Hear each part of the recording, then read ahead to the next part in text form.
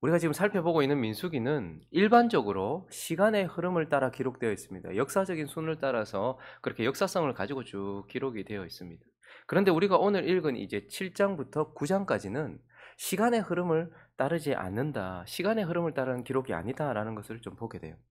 여러분, 이스라엘 백성들이 출애굽하고 난 이후부터의 여정을 우리가 조금 알 필요가 있습니다. 어떤 시간의 흐름이 있었는가, 그 일정표를 좀 볼 필요가 있는데 한번 간략하게 한번 살펴보도록 하겠습니다.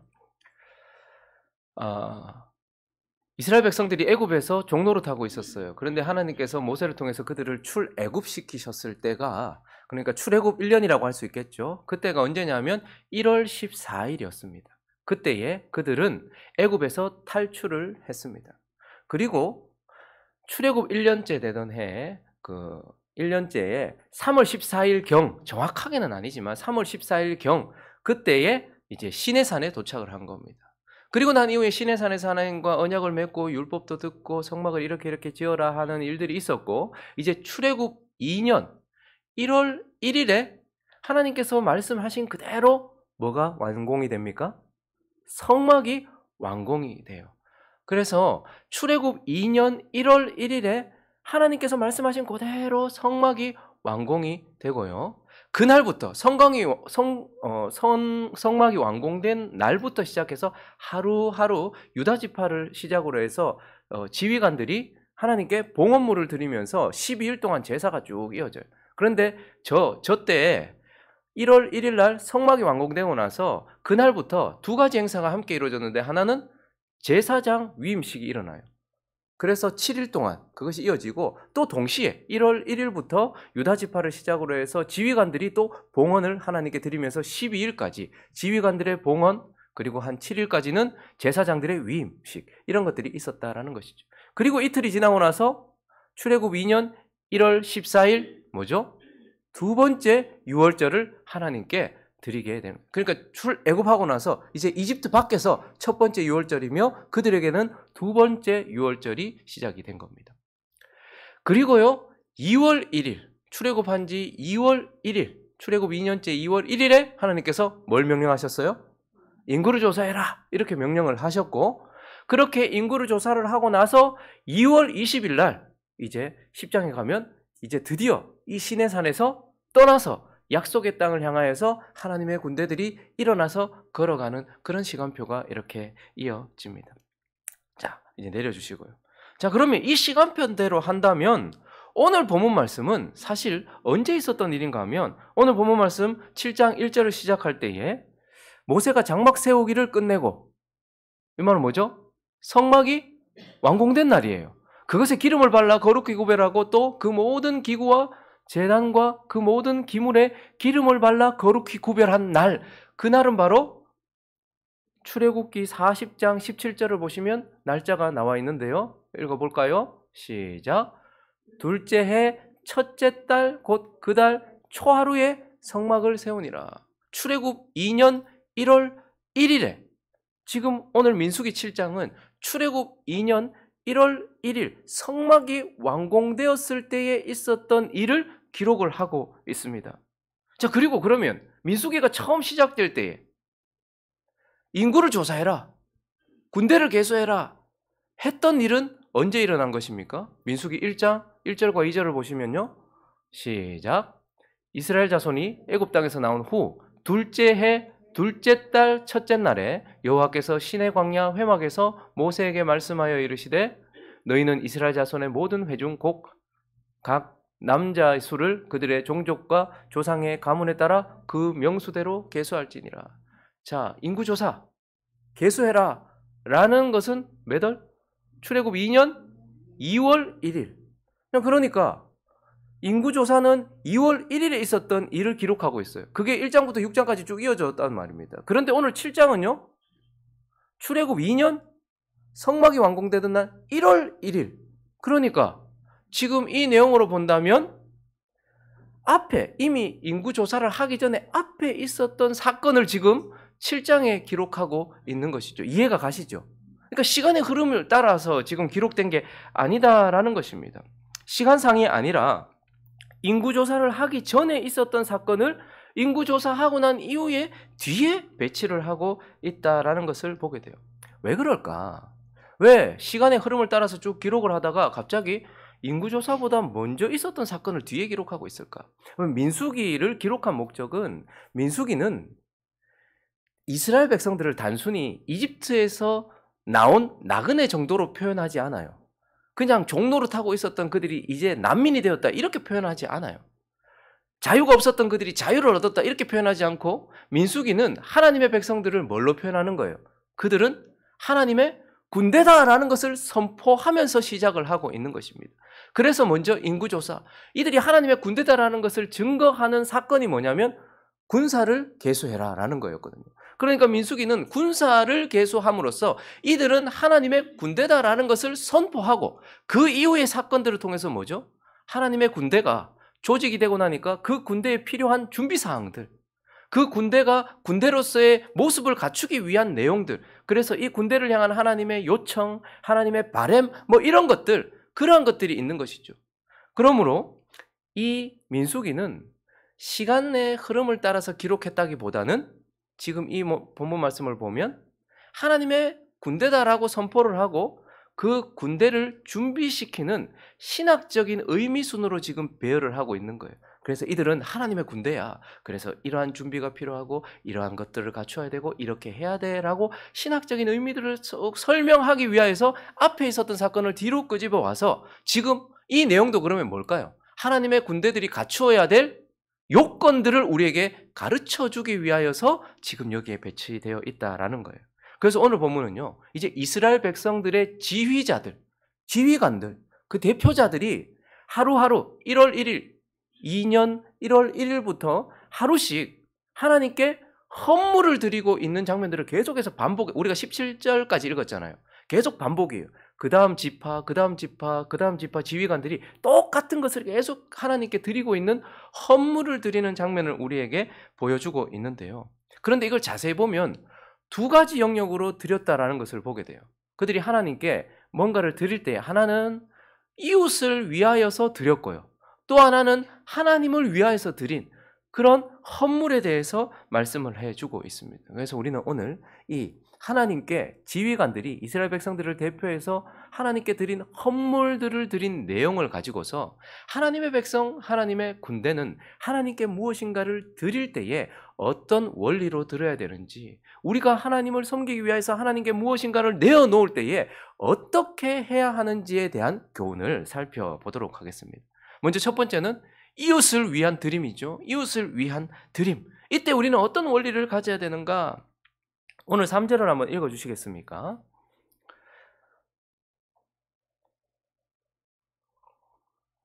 자, 3절 한번 읽어주십시오. 시작.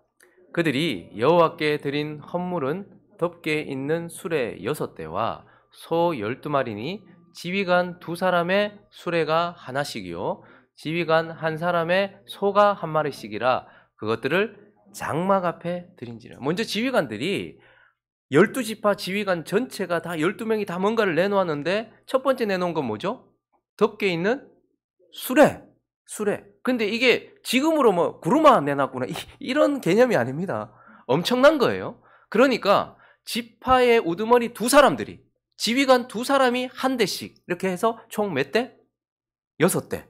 그리고 소를 몇 마리씩? 각각 1마리씩. 그러니까 수레는 2사람, 2지휘관이 하나씩 맡아서 6대를 냈고 소는 각각 1마리씩 내서 수레 6개와 소 12마리를 제공했다. 그런데 그걸 누구를 위해서 제공했어요? 레위인들을 위하여서 제공을 했다. 이렇게 말해요. 자, 이제 곧 하나님의 백성들이 이동을 하게 되잖아요. 그때에 이 이동을 할 때 자기 집만 챙기는 것이 아니라 이제 성막 전체를 책임지고 있는 레위인들을 위하여서 지휘관들이 그들이 쓸 수 있는 것을 내놓았다라는 거예요. 자, 그런데 이것을 통해서 우리는 먼저 하나님께 드릴 때의 원리, 그들이 지금 사실은 레위인들, 성막을 옮겨야 되는 레위인들을 위하여서 무엇인가를 내놓았지만, 그러나 이웃을 위해서 드리는 것도 이웃이 아니라 여호와께 드리고 있다는 것을 우리는 좀 기억해 볼 필요가 있습니다. 3절을 다시 한번 보시면요. 그들이 여호와께 드린 헌물은 덮개 있는 수레 6대, 소 12마리. 근데 사실 그 레위인한테 주려고 내놓은 거예요. 자, 그런데 그걸 성경은 뭐라고 말합니까? 그들이 누구께 드린 헌물? 여호와께 드린 헌물이다. 그래서 우리가 이웃을 위해서 뭔가 드릴 때에 중요한 것이 있습니다. 내가 분명히 저 사람을 위해서 내놓았어요. 그러나 그거 사실 내가 저 사람한테 내놓은 게 아니라 누구한테 내놓은 거예요? 하나님께 드리고, 그러면 저 사람은 누구한테 받는 거예요? 하나님께 받는 거예요. 레위인들에게 분명히 지휘관들이 수레 6대와 소 1마리를 그들에게 내놓았지만, 그러나 그들은 사실은 야, 내가 너의 필요를 채워줄게 하고 직접 내놓은 게 아니고, 이들은 분명히 레위인들한테 내어놓은 것이지만 하나님께 드렸어요. 하나님, 이거 저들을 위해서 하나님께 드립니다.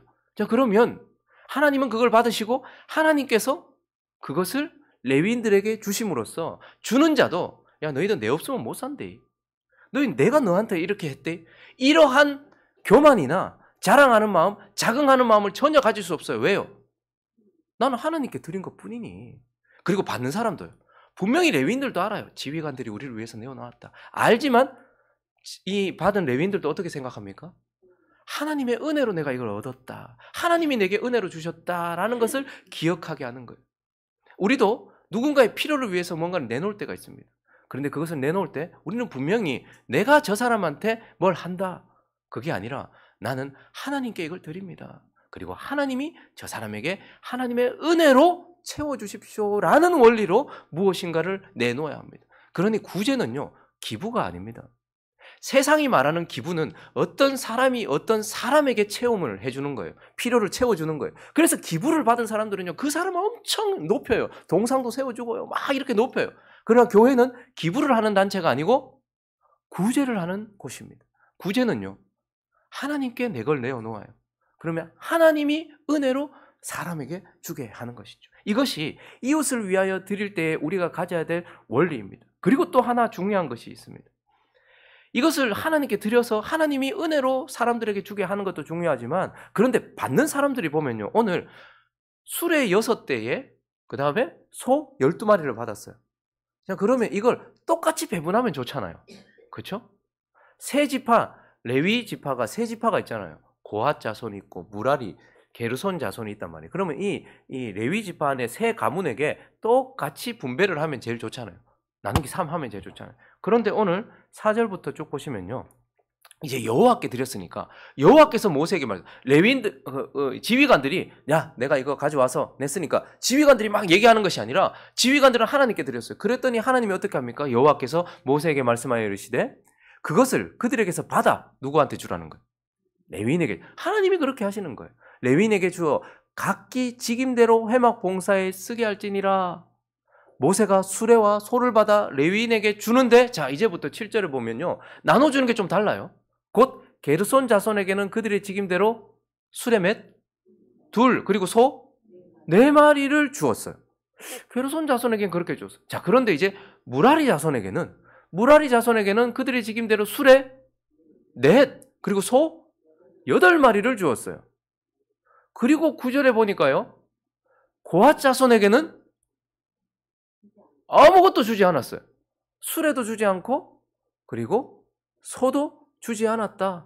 근데 그 이유가 그들의 성소의 직임은 그 어깨로 매는 일을 하는 까닭이었더라. 그러면 그 레위 지파들이 성막을 관리할 때, 성막이 서 있을 때는 뭐 하죠? 경비업체처럼 지키는 거예요. 거룩을 지키는 거예요. 자, 그런데 대부분 이동할 때에는 이 세 족속들, 이 가문들이 이제 이삿짐 센터처럼 이걸 옮겨야 되는 거예요. 자, 그런데 각각 나눠져 있었어요. 근데 제일 성막 안에 있는 기구들은 가볍고 귀중하잖아요. 전부 막 금칠되어 있고. 근데 이게 무게는 그렇게 많이 나가지 않지만 주의를 요해요. 그리고 그것을 전부 다 채를 꿰어가지고 뭐로? 사람이 직접 어깨로 매게 했어요. 그걸 누가 맡았냐면 고핫 자손들이 맡았어요. 그러니까 그 안에 있는 기구는 많지도 않았고 중요하였고 무겁지 않았어요. 그러니까 고핫 자손들에게는 소나 수레가 필요합니까? 필요하지 않습니까? 사실상 필요하지 않아요. 그랬기 때문에 그들에게는 소도 수레도 주지 않았어요. 자, 그런데 게르손 자손들은 뭘 맡았어요? 우리가 했던 거 기억납니까? 게르손 자손들은 성막 안에 있는 기구들은 고핫 자손들이 먼저 다 끄집어내고, 제사장들이 포장을 딱 하면 고핫 자손들이 그 안에 걸 먼저 어깨에 메어서 끄집어내고, 그리고 나면 뭐부터 걷어야 돼요? 위에? 천막 걷어야 되죠. 천막 무겁습니까? 안 무겁습니까? 무거워요. 그러니까 그걸 위해서 게르손 자손에게는 수레 2에 소 몇 마리? 4마리를 필요한 거예요. 자, 그런데 이제 천막 걷어내고 나면 이제 뭐가 남습니까? 둘러싸고 있었던 널판, 기둥 이런 것들이 나온 거예요. 이게 가장 무겁겠죠.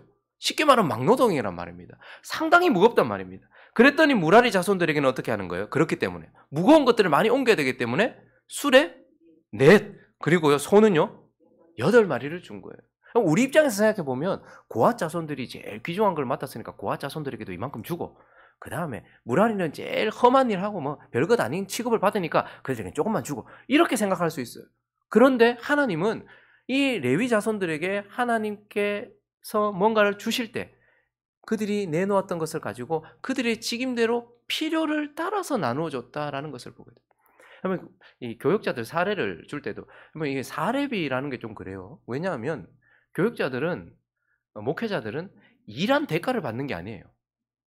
하나님께서 생활을 책임지게 하셨기 때문에 여러분들이 낸 헌금을 가지고서 저는 생활비를 받는 거예요. 그러니까 일한 만큼 받는 게 아니라는 거예요. 자, 그런데 보통 보면 이 목회자들도 가족 구성원들이 있잖아요. 근데 요즘에는 보면 이제 깨어있는 교회들은 그렇게 해요.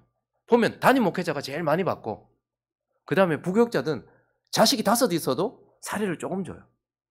이게 맞는 것일까? 가만히 생각해 볼 필요가 있어요. 레위인들에게 필요를 따라서 채워줬는데, 그러니까 누군가의 필요를 따라서 채워줬는데, 지위에 따라서 이 사람은 높은 사람이니까 많이 주고 저 사람은 낮은 사람이니까 적게 주고. 근데 하나님께서 이웃을 위하여 뭔가를 베풀 때 보면 무라리 자손이 제일 많이 힘든 일을 하니까 소도 많이 필요하고 수레도 많이 필요하니까 많이 준 거예요. 고앗 자손들은 중요한 일을 하긴 하지만 어깨에 매니까 소도 필요 없고 수레도 필요 없으니까 그들에게는 주지 않았다는 거예요. 그러므로 우리가 누군가에게 무엇인가를 내어놓을 때, 이웃을 위하여 내어놓을 때 중요한 원리 하나는, 이건 내가 저 사람을 도와준다라는 기부의 개념이 아니라 하나님께 드린다라는, 하나님께 드리는 것이고, 그리고 그 필요는, 그 나눔은요 이웃의 필요를 따라서 필요한 만큼 채워주는 것, 이것이 이웃을 위한 드림의 원리다라는 것을 좀 보게 되는 것입니다. 그리고 두 번째 영역은 뭐냐면, 이제 이어지는 10절부터 보면요, 하나님을 위한 드림, 이웃을 위해서 내어놓았어요. 소와 수레. 그런데 이제 하나님을 위한 드림이 있어요. 본문은 지휘관들이 이제 하나님께 드린 것에 대해서 말하는데 10절을 한번 10절과 11절까지만 먼저 한번 읽어볼까요? 읽어주십시오. 시작.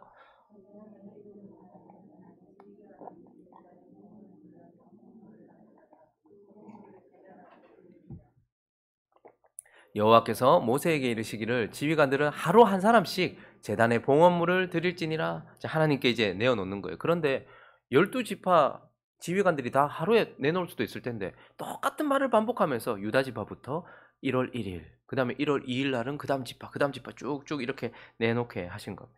자, 이것을 통해서 하나님께 내어놓을 때, 하나님을 위하여 내어놓을 때, 하나님을 위하여 내어놓을 때의 원리, 첫 번째는 무엇이냐면 하나님이 주신 것을 내어놓아야 되고요, 자원하여서 내어놓는 것이 참 중요해요. 자, 12절부터 14절까지 먼저 또 한번 읽어볼까요? 자, 그들이 뭘 내놓았는가 읽습니다. 시작. 첫째 날에 헌물을 드린 자는 유다지파 암미나답의 아들 나손이라. 그의 헌물은 성소의 세겔로 130세겔 무게의 은반 하나와 70세겔 무게의 은발이 하나라. 이 두 그릇에는 소재물로 기름 섞은 고운 가루를 채웠고, 또 10세겔 무게의 금그릇 하나, 은발이 금그릇, 이것을 내어놓았다라고 말씀하고 있습니다. 여러분, 이거 귀중한 거거든요. 130세겔 무게, 70세겔 무게, 그다음에 10세겔 무게 은발이, 은반, 그리고 금그릇, 이걸 내어놓았어요. 지휘관들이. 근데 이거 어디서 났을까요? 네? 네. 그들은 대대로 종이었어요. 400년 동안 종이었어요. 근데 이 귀중한 것들을 어디서 얻었을까? 하나님이 이집트에서 나올 때 그들이 이집트에서 봉사한 400년을 충분히 보상하고도 남을 만큼 이집트 사람들이 전부 그들에게 뭘 줬어요? 귀한 것들을 다 내놓았어요. 이집트는 그래서 제국이 될 뻔했는데 출애굽 사건 때문에 그들이 망했어요. 그들의 군대도 홍해에 수장됐기 때문에 군사력도 잃었지만 그들이 나갈 때 이집트 사람들이 400년 동안 종로로 됐던, 그래서 하나님은 그들이 400년 동안 거기서 하나님을 섬겼던 것을 그냥 공으로 보내지 않고 이집트 사람들이 귀한 거 다 내놓아서 그들이 그걸 다 가지고 나왔단 말입니다. 그러니까 지금 지휘관들이 내놓은 건 그들의 노력으로 얻은 것이 아니고 하나님이 주신 은혜로 가지고 있었던 귀한 거예요. 근데 그걸 가지고서 지휘관들이 어떻게 한 거예요? 하나님께 자원하여서 내었던 것입니다. 아, 이거 하나님이 우리한테 주신 은혜인데 이거 하나님께 드리자라고 우리가 내어놓을 때 하나님이요, 없는 것 우리한테 요구하지 않습니다. 그래서 11조의 원리도 철저하게 하나님이 주신 만큼 내어놓는 거예요. 많이 받은 자는 많이 내놓을 수 있습니다. 적게 받은 자는 적게 내놓을 수 있어요. 근데 하나님이 저기 11조를 1,000만 원 하는 사람, 그리고 여기 11조를 10만 원 하는 사람, 11조를 10,000원 하는 사람, 이 사람 많이 냈고 이 사람 적게 냈다 이렇게 하십니까? 아니면 똑같이 냈다 하십니까? 똑같이 냈다라고요. 자기가 받은 은혜만큼. 그래서 우리가 하나님께 뭘 드릴 때, 근데 자꾸 빚을 내가지고 잘못 가르쳐가지고 한국교회가 하나님이 주신 은혜가 얼만데 그거. 그래서 하나님이 주신 만큼 내놓으면 되는데, 그런데 하나님이 주신 것 가지고 지금 하나님께 자원하여서 드렸는데 이것이 정말 중요한 거예요. 어떤 사람은 빚내가지고 그렇게 해가지고 평생 빚 갚다가 벌레 다 보는 거예요. 그러면서 막 하나님께 원망이 좀 되는 거예요. 내가 이만큼 했는데 하나님께 드릴 때의 원리는 정확하게 하나님이 주신 것을 가지고 하나님께 자원하는 마음으로 드리는 거예요. 그런데 더 중요한 원리가 있어요. 하나님께 내어놓을 때의 원리. 15절부터 17절까지도 계속 읽어볼까요? 시작. 또 번제물로 수송아지 한 마리, 순양 한 마리와 1년 된 어린 순양 한 마리며 속죄제물로 순염소 한 마리며 화목제물로 소 2마리와 순양 5마리와 순염소 5마리와 1년 된 어린 순양 5마리라. 이는 암미나답의 아들 나손의 헌물이었다. 자, 지금 그냥 은발이 그 다음에 금그릇만 내놓은 게 아니고 그 다음부터 이제 내놓는 게 뭐죠? 먼저 번제물로 소 1마리, 양 1마리, 어린 양 1마리, 그리고요 속죄제물로 순염소 1마리, 그리고 화목제물로는요 소 2마리, 그리고 양 5마리, 그다음에 순염소 5마리, 어린 양 5마리. 어마어마하게 내어놓았어요. 자, 그래서 이 본문을 가지고서요 한국교회가 악용했습니다. 임직자들에게 악용했어요. 야, 봐라, 유다 지파는 크지, 작은 지파는 있지. 그런데 내놓을 때 봐라, 똑같이 내도 큰 지파가 많이 내고 적은 지파가 적게 내는 게 아니고 유다 지파가 가장 강성했잖아요. 근데 유다 지파의 임직을 받은 지휘관이 이마이 내놓으니까 그 다음에 약한 지파의 지휘관들도 다 이마이 내놓았다. 그래서 똑같이 내야 되고, 그리고 어떻게 해요? 힘에 지나도록 냈다. 소를 지금 몇 마리 냈노? 그래서 임직 받는 사람들 하나님이 은혜로 직분을 주셨으니 어떻게 하는 거? 똑같이 어마어마하게 하나님께 내놓아라라고 악용한 본문이 이 본문입니다.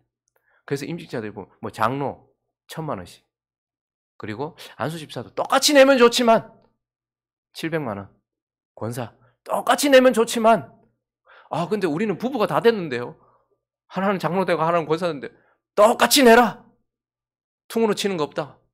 이런 식으로 해서 많이 내라 이렇게 얘기합니다. 근데 여러분 이 본문 보십시오. 지금 이스라엘 백성들이, 지휘관들이 재물을 냈습니까? 재물을 냈습니까? 재물, 바깥 재자는 재물은 돈을 의미해요. 근데 안으로서는 재물은 뭘 의미하는 거예요? 하나님께 드리는 짐승, 재물을 의미하는 거예요. 돈을 낸 게 아니고 하나님께 재물을 낸 거예요. 재물은 뭐 하기 위해 내는 거예요? 왜 재물을 드려야 될까? 이스라엘 백성들이 나를 하나님께 드려야 되는데 나 있는 그대로 못 나가는 거예요. 그래서 재물은 나와 하나 되어서 드리는 것이고, 그것을 통해서 나를 드리기 위해서, 나는 하나님께 속죄나 번제나 화목제 없이는 나를 드릴 수가 없는 거예요. 하나님께 나는 합당치 않아요. 그렇기 때문에 나를 위해서, 나를 하나님께 드리기 위해서 번제도 드리고 화목제도 드리고 속죄제도 드려가지고 나를 깨끗하게 정결하게 해서 나를 드리기 위해서 드리는 제물이었다는 말입니다.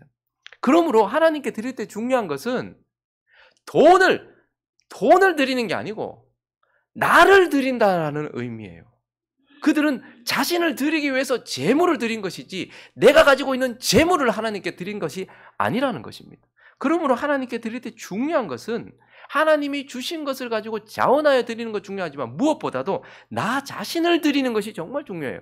한번 신앙생활 할 때 문제가 되는 것 중에 하나, 첫 번째는 뭐냐면 하나님이 아니라, 선물을 주시는 하나님이 아니라 하나님이 주시는 선물 자체를 바라는 사람들이 있어요. 하나님의 얼굴, 하나님과의 교제, 하나님을 바라지 않고 그 하나님이 주시는 선물에 관심 있는 사람들이 있어요. 이거 문제예요. 근데 두 번째, 우리가 하나님과의 관계 속에서 신앙생활 할 때 나 자신을 드리는 것이 아니라 내가 가진 것으로 퉁치려고 하는 경향이 있어요. 그러면 하나님이 아니라 하나님이 주신 것에 관심이 많은 것도 문제지만 나 자신이 아니라 내가 가진 것을 하나님께 드리려고 하는 이러한 자세도 문제라는 말입니다. 오늘 이 본문은요, 내가 가진 것을 내놓은 게 아니고요, 이 재물을 내어놓음으로써 나를 정결하게 해서 나를 드리기 위해서 하나님께 내어놓았다라는 것입니다. 그래서 로마서 12장 1절을 보시면요, 그러므로 형제들아 내가 하나님의 모든 자비하심으로 너희를 권하노니, 그러므로라는 말은 11장까지 내용을 받는 거예요. 11장까지 뭐죠? 너희가 예수 그리스도의 피로 구원받았다. 너희는 하나님의 백성이 되었다. 이제 너희는 하나님의 자녀가 되었다. 하나님의 나라 제사장이 되었다. 그러므로 형제들아 내가 하나님의 모든 자비하심으로 너희를 권하노니 뭐를요?